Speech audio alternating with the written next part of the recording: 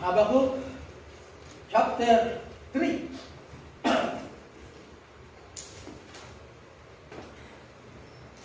Hanggang maga, naimbag nga sapa. Sa Habakkuk chapter 3, verse 7 down to 10. 7, Habakkuk. Ang Habakkuk po ay bago Malakay. Si Pananya, si Panay, bago po ang Hagay, Malakay. Bago naman itong Nahum. Nahum, susunod ko ang Habakkuk.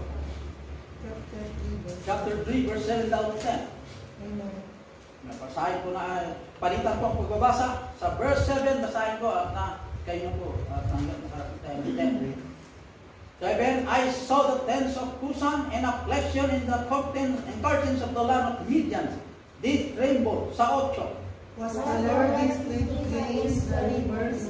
Was they eager against the rivers? Was my wrath against the sea? That thou didst ride upon thine horses and thy chariots of salvation. Thy bow was made white, naked, according to the oaths of the tribes, even thy words, Selah. Thou didst clean the earth with rivers. Sabay tayo po ng tengo. The mountains saw thee deep and they trembled. The overflowing of the water passed by. The deep uttered his voice and lifted up his hands on high. Tayo po yung manalangin mo, Ama, salamat po sa iyong salita. Nalayan po, Diyos, na i-bless mo ang mensahe ito. Sa magitan ng biyaya, Panginoon, nagkaroon kami ng karatayan o nagkaroon kami ng matatag na pananampalataya ng Panginoon ng mga salita. Talinisin mo kami lagi o Panginoon sa akin po ng gawang kasalanan upang walang hadlang sa biyaya at katanggapin ako ng Tegex. I will serve Father and my man of nothing I can do. I can do at all, Panginoon, to speak of the word without the presence. I need the power, Father. I pray, O God, na pati ito ang lahat ng marunong sa iba'y grace, bigyan sila ng pangingarihan. Kalahin po, Diyos, ang ating gobyerno, inatanulin sila. Tigis sa lahat, Panginoon, ay magkaroon ng kaligtasan sa hanay ng mga mga members, challenge them by your word, Father. Thank you for their provisions. In Jesus Christ I pray. Amen. Dito sa libro ni Habakkuk po isang propeta ng Panginoon. Isang propeta ng Diyos na ginagamit niya po na laging nagwawarning, laging nagsasabi sa mga Judya o sa mga Israelites, taga-Juda, na magiging masunurin sa Diyos. Kasi itong lingkod na yung Diyos na ito ay laging kinakausap naman ng Diyos. Habakkuk, etong mga iniligtas ko po sa bayan ko ng Egypt ay lagi silang hindi masunurin. Hindi sila masunurin. Kaya, i-revive ko sa verse 2 ng chapter 3. O Lord, I have heard thy speech and was afraid. Habakkuk. Wow. O Lord, revive thy work in the midst of the years. And the midst of the years, make known and not remembered mercy. Ayan. Kaya, sa verse 2 ng chapter 3, Habakkuk, life is to be enjoyed. Don't take life for granted, or don't take our life for just granted or for a just. Kundi tayo lagi magpasalamat sa Diyos. Every day. Thank God for every delight. And ask God to help us to be used this life wisely. Kasi ang buhay ay maiksi lamang. Kaya, we should focus. Life must be with eternity values. Yung pong sumentro nawa, ito pong buhay na mayroon po tayo, yung mga eternal. Hindi yung temporal. Sa atin, gusto natin yung mga di kalidad na nagamit. O gusto natin po yung mga bagay na pangmatagalan. Pero ang Diyos hindi pangmatagalan. Walang hanggan. Iyon ang bigyan natin ng halaga. Iyon po ang hanapin ng katawan ito. One life will soon be past. One life will be sown, be past, and every what is done for Christ. will give the judgment or the judgment seat of Christ will give them importance kung ano ang ginagawa mo naman sa lupa. Kaya, the precious years go by so quickly. We must not waste our opportunity for preparing our future. Huwag natin kung walain, huwag natin sayangin yung mga precious, yung napaka-balot o napaka-importansya sa buhay na mayroon po tayo na mahalaga sa Diyos. Kahit tugon niya po ay binigay sa kahalagaan ng buhay mayroon po tayo para gamitin lamang na purihin ng Diyos. Ano yung mayroon sa lupa na pansamantala, pangalawang bagay naman. Amen? Kaya, Habakuk, O Lord, I have heard thy speech and was afraid. Kasi si Habakuk, kilala niya ang Diyos. Kung kilala mo ang Diyos, matatakot kang dugo ng masama. Kilala natin ang COVID. Maganyan ang buhay. Bumibigti. Walang ariglo-ariglo, walang pera-pera ang COVID. Kahit mayaman ka, titipokin ka kahit doktor na. Titipokin ng COVID. Natakot pa ng tao, pag yung tagal nasa bahay, hindi lumalabas. Di ba? Kasi kilala natin ang COVID, bumibigti talaga. Ang Panginoon, ang sabi ni Habakuk, propeta ng Diyos, I was afraid. Narinig ko ang iyong boses. At ako'y natakot. Kasi kung bakit natakot si Habakuk, nakita niya kasi ang sarili niya madinig. Anong ihaharap ko? Sa mga pangyarihan ng Diyos. Yan, ibig sabihin niyan. Kaya anong ihaharap ko sa kanya kung saan bisita? Anong ihaharap ko sa bisita? Wala tayong yung bisita sa kanya po ang buong Batanes. Ayan. Alam ka naman po, so, drink na iharap ko sa kanya. Alam ka naman yung binibili natin pangmasa na merienda, pantisan, na may init. Ano ka iharap ko, hindi ko alam. May iharap, dapat may paharap sa kanya. Siya ba ko, anong iharap ko sa tili ko? Yung pong Diyos sa kanyang salita na aking narinig. Amen? Kaya, si Habakuk, kilala niya ang Diyos. Kaya, O Lord, revive thy word. Revive yung ibig sabihin. I-recharge mo, Panginoon, yung word, yung itinalaga mo sa iyong mga anak, na ma-charge mo sila in the midst of the years. And the midst of the years, make known. Sa panahon po ng kalamidad, o panahon po ng mga blessings, o panahon po, o kalagitnaan po, ano po ay yung ating naranasan. Ipakilala ang Diyos ang kanyang sarili. Kung sino siya sa panahon ng calamity, panahon po ng blessing, ano ba yung mayroon sa atin na pagkakataon? Gusto na Diyos ipakilala sa atin. Okay? Sa magitan experience, sa blessing, makilala niyo kung paano ang Diyos mabait sa atin. So, magitan naman ng kanya kung sa salita. Sa Old Testament pa lang, paano kumilos ang Diyos sa kanyang mga anak. Okay? Title ng mensahe, with God all things are possible.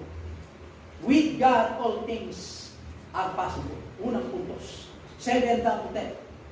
Unang puntos, in the midst of the years, make known.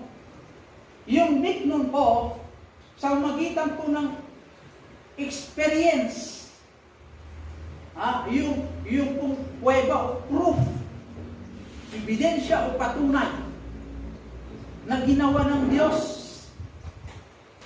sa buhay ng mga tao na Kanya pong nilikha. He revealed His power.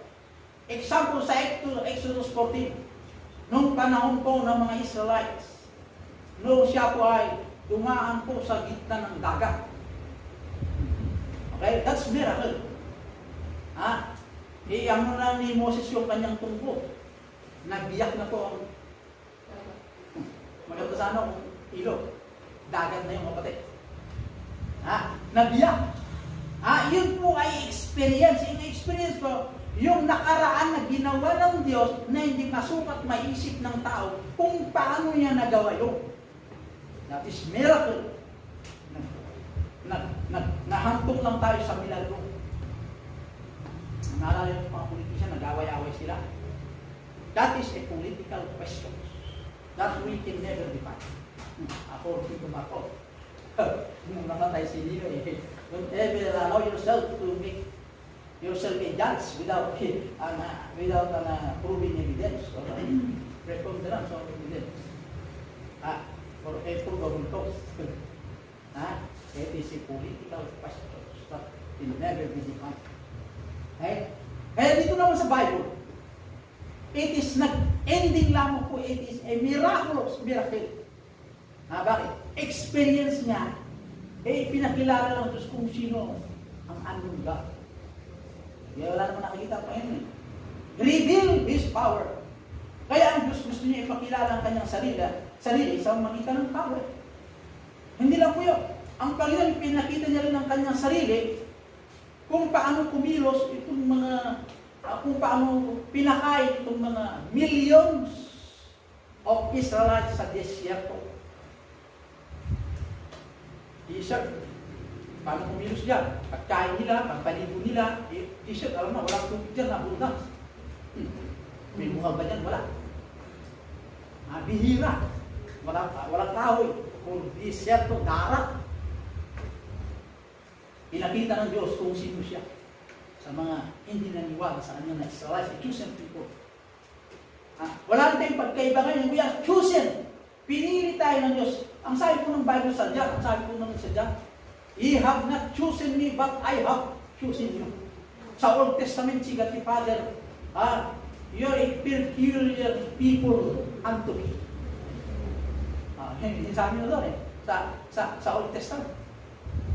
A chosen nation, Israel. Chosen and chosen. Sabi naman ng John, Ye have not chosen me, but I have chosen you. Ako ang pumili sa inyo. Kaya ang Diyos ang pumili sa atin. Kaya marami ka bang hamang sa Isaiah 51 verse 5. I am the Lord thy God, that divide the sea, whose waves roll. Marami po example, hindi lang yan. Katulad ni Jonah. Ni Jonah. Nung bago umalis, magandang araw, kalmadong panahon. Pag kalmado kasi ang panahon, may araw niya. Pag hindi magandang panahon, maulap, walang araw. Yan. May hangin pa. Ngayon ang ulit ng kakatay ko kay Jonah, nung panahon nasa karagatan na, hindi na lang malon. Lumakas po yung malon. Ibig sabihin, parang nagagalit yung tubig. Okay. Dahil po doon, naalala niyo ng kanyang panawagan. Kasi tinatawag ng Diyos si Jonah sa mga taong mga bago, mga walang respeto tao, mga walang alam ng buwa. Yung talagang kakakain ka, habulan ng takbo. Ganun mga style ko, parang tiyakong style. Sigawan ko na tayo, ayaw ko yung paglaw. Gusto ni Jonah doon sa bababain.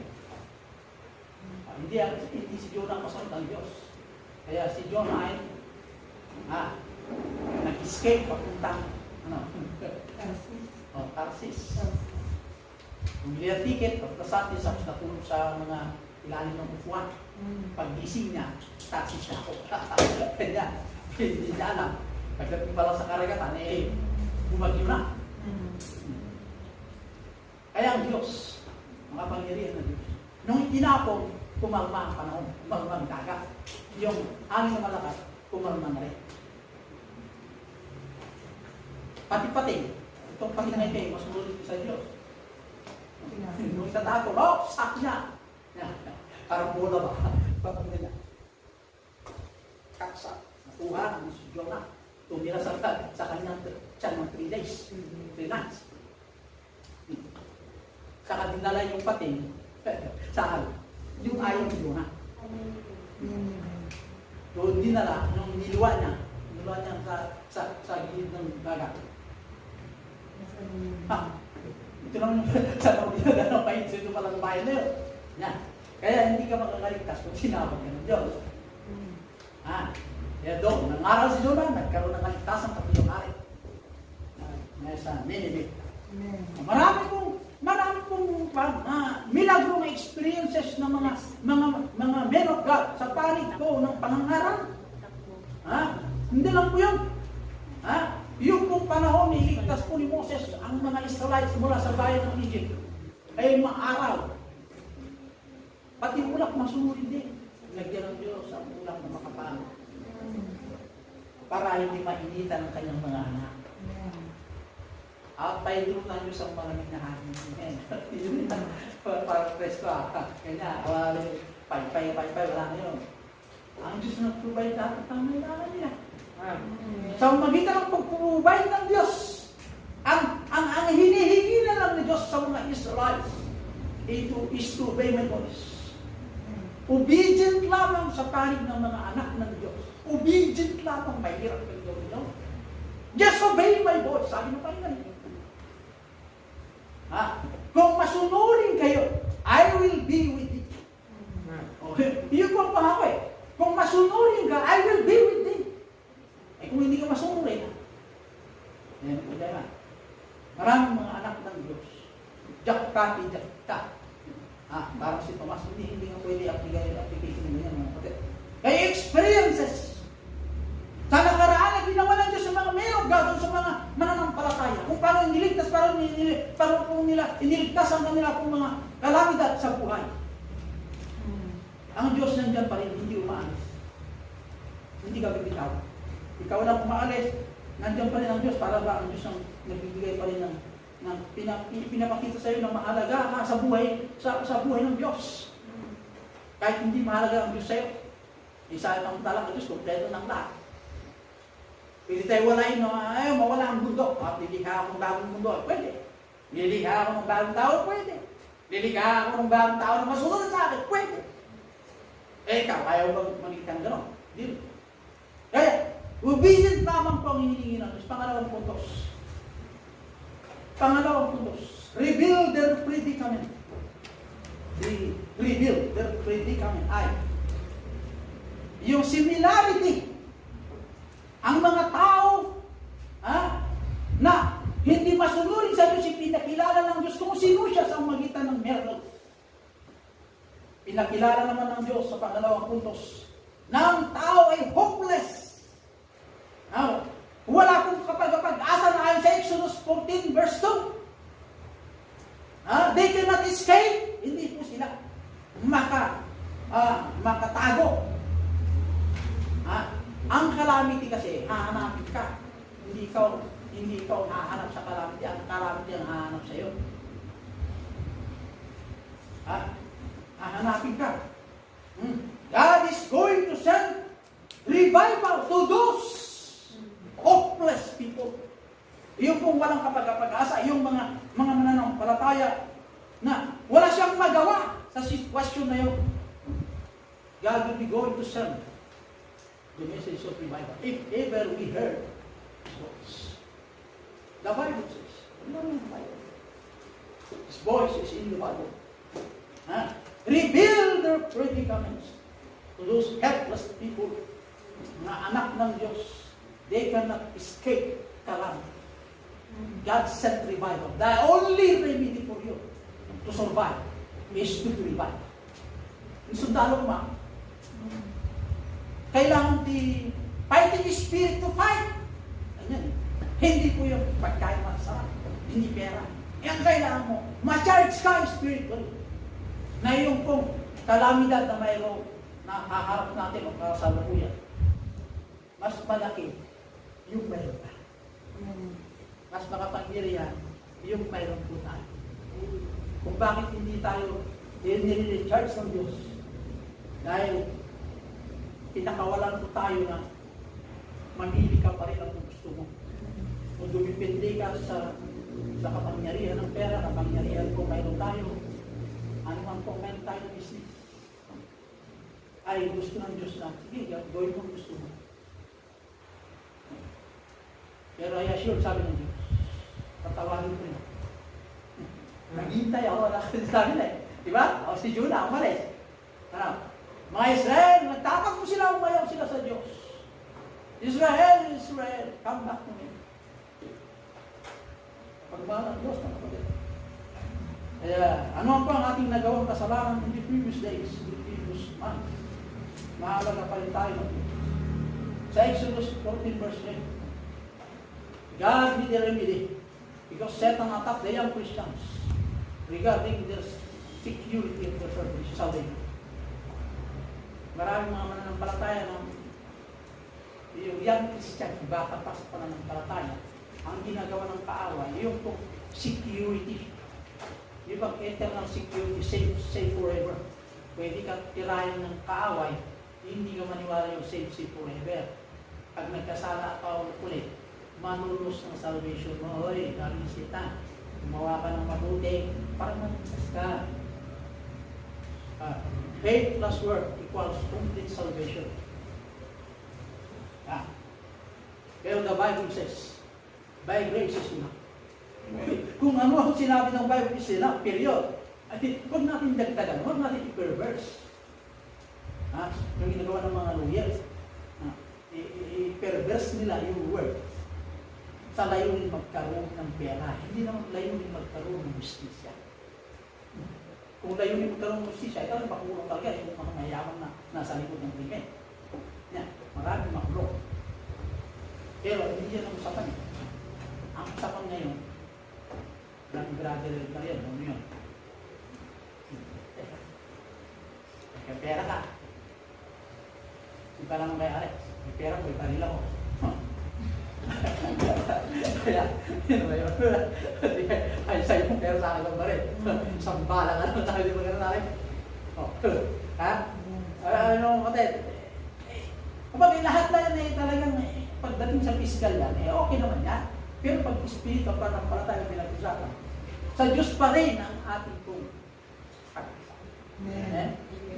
Satan attack the church as soon as they are ready for revival.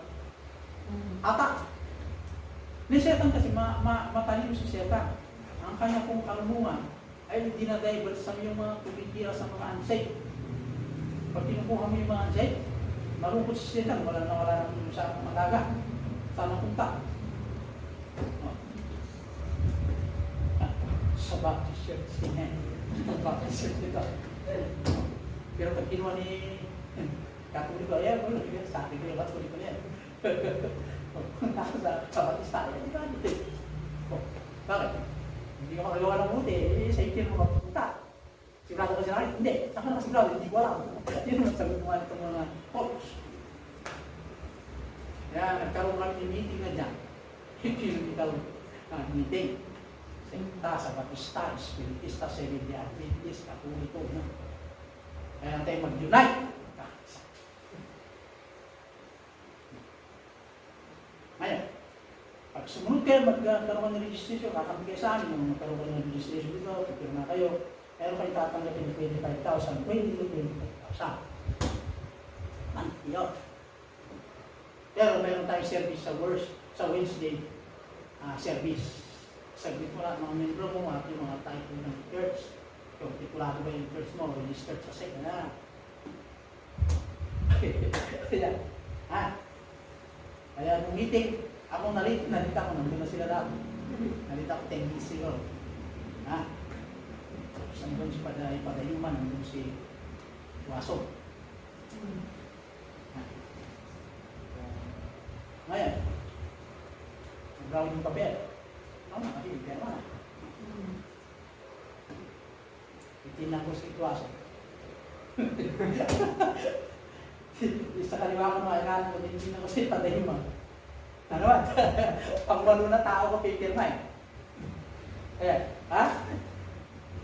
Para kung yung, kasi pag ganyan, pipirma, naulit nangyari kay Herodes, Haring Herodes. Lahat po ng mga nangangarap.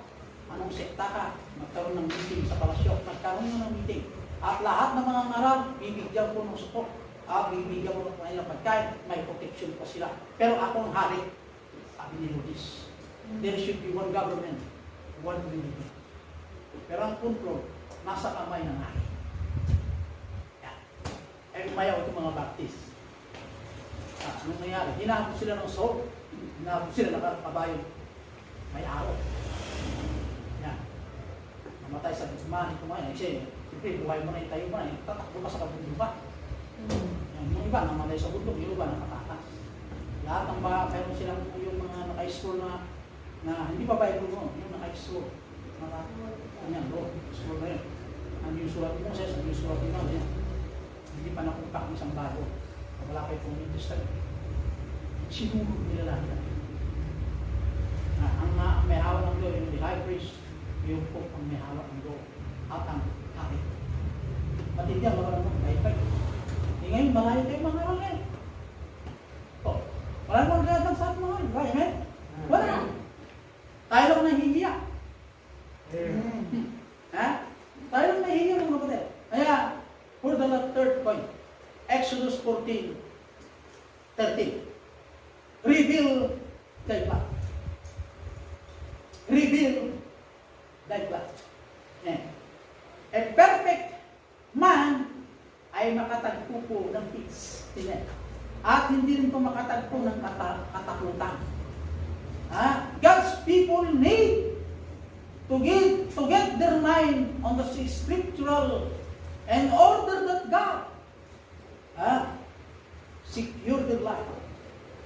Para makilala po nila ng Diyos ang nagbibigay ng safety ang kanilang buhay. Kung ano ba ang ginawa ng Diyos ang nakaraan, gagawin niya rin hanggang ngayon. Bakit? I am yesterday, today. I just not say the Lord. Paano po nung God the Father sa Malachias? I just not. Ang aking salita hindi rin nagbabago. Ang aking edad, hindi rin po may hanggan, kundi walang hanggan. Eternal, everlasting path. Mula rin makatalo sa Diyos. Yun po ang ating kakapin. Kaya itong virus na ito, kailangan natin naman ang palataya is to pray our nation, to pray our brothers, kapwa Pilipino, na gusto nyo ipakilala kanyang sarili dahil ang mga say by this, natutulog sila. Amen. Ayun ang kinatatakutan ko mga kapatid. Sa bakit natakot? Wala akong magagawa sa bayan. I challenge. Isang araw na may pupunta rito. Pag-pray mo ang pastor yung bahay, yung bahay, yung kapatid ko mula sa Spain. Kailan dumating yung galing sa Spain? Nung ginuwari pa pastor, nung wala pang COVID. Ay, okay. Bakit nandiyan? Yung bakasyon na pastor. Yung sanang uwi, ay hindi natuloy na yung pag-uwi. Kasi lockdown. Ganun ang problema. Tao. Dahil pa naman magkakapalit, dahil mga bata. Sinyaran ko ng gasto. Ba, yung mga painis. Anak tayo painis, pastor. Ano ba sila? Sigurado tayo sa lahat, pagkala sa buhay niya ba, hindi pastor, hindi ko namin alam. Sigurado sa hindi. Diba? Anak ka ng mga tino? Yes. 100%. Ay, hindi. Sino ka ngayon? Pagkarap. Sino ka ngayon? Kung ganyan. Kaya, mahirap yung mga kapatid. Tinulay siya to the gospel. Sila po yung nakuha, tinulay si Kristo. Gusto ng mga bata pumunta rito, ay mga anak nila. Pero hindi ko pinitulog pumunta rito. Ayaw ko bakit wala sila ngayon. Tinilihan ko kahapon. Hindi mo nakalimutan. Kaya mas magandang pa ako. Kaya, reveal it lang. Ang Diyos may plano sa buhay ng bawat mananampalataya. Meron siyang plano. Pero pagbasahin mo ang Bible, isa ang plano ng Diyos sa atin. Amen. Purihin niyo ako na Diyos. Sabi ko sa Israel sa Old Testament. Purihin niyo ang Diyos. Dito sa New Testament, praise the Lord. Sino ba yung Lord sa New Testament? At sa Old Testament? Iisa naman ang Lord. There is one Lord and one God. One mediator. Iisa ang Lord. Yung Lord ng Old Testament ay binanggit na Lord. At sa New Testament, no, iisa rin yun. One Lord. One God. One mediator. Yung sinasabi ko, one faith. One Lord. One baptism. Yun naman ay nasa paano natin. Pero kung pinakilala ng Diyos ang kanyang sarili, there's one Lord. One God. One mediator. Kaya, kung one mediator, sino na ngayon si Jehovah? Mediator din pala si Jehovah. Yung Lord, ginamit din ni si Moses sa Lord. Ano sabihin kong pangalan mo sa mga Israel? Kasi tinatanong ka, sino na yung bagat? Hindi, sino mo sabi sa'yo? Ano sabihin kong pangalan nyo? Eh, sabi ni Jehovah na siya, I am what I am. Sabihin mo sa kanila, I am what I am. Ako nga siya, ako nga. Sa New Testament, sabi doon, I am the Alpha and Omega. Sabi mo kayo ng distress. Sinabi niya, I am the Alpha and Omega, the first and the last, the beginning and the end. I am what I am. Sabi ng Jesus sa New Testament. Si Jesus Christ, kung sino kita, I am what I am. Eh, sino ngayon yung sabi, I am what I am, doon sa Old Testament? Iisang Lord, iisang Panginoon. Hindi ba rin kaintindihan mga kulto? Ayan, kayo naman, hindi maintindihan na mga kulto. Simpleng salvation na, hindi maintindihan. Hindi naman ginagawa ng mga Katolik ngayon. Itong mga Methodist. Nagsisit sila mga babae na sinusuportahan nila. Kasi nung nagkaroon kami ng meeting yan, kaya ako ng meeting para malaman ko kung ano ba pinag-meeting at yung mga economical mga ito. May nagpiso kasi, sabi yung babae, Pastor, ako, Methodist ako, nasa dito sa Tobao din yan. Sabi yung pangatawa. Iwan niya, tikontrak ko dyan. Ha?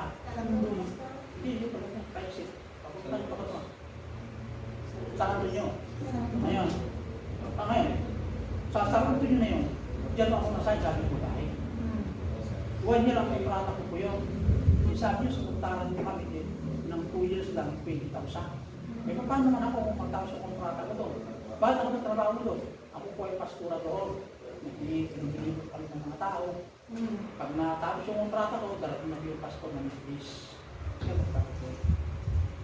Parang church planter sila. Pero hindi po itong mga cellular dentist. Paano po, pastor, pagkatapos ng 2 years, kontrata ko naman dito sa Australia. Nutusan kami yung pinakamataas sa amin. Pag nandito po yung mga tao, kaya alis ako, sila na po pumunta. Iba yung mga baptist talaga. Ang baptist talaga, ikaw mismo. Walang nag-utos sa ina. Maliban sa mission. Mission naman ay pinaparating naman natin pag mabuo na yun. Ito ang pasunod. Yun ang biblical mission field. Iba yung church planter. Church planter, katulad ng Kristo Papo. Kaya, praise God, at tayo po ay huwag mawala itong Bible standard. Kung ano po yung sinabi ng banal na kasulatan, huwag natin ito dagdagan.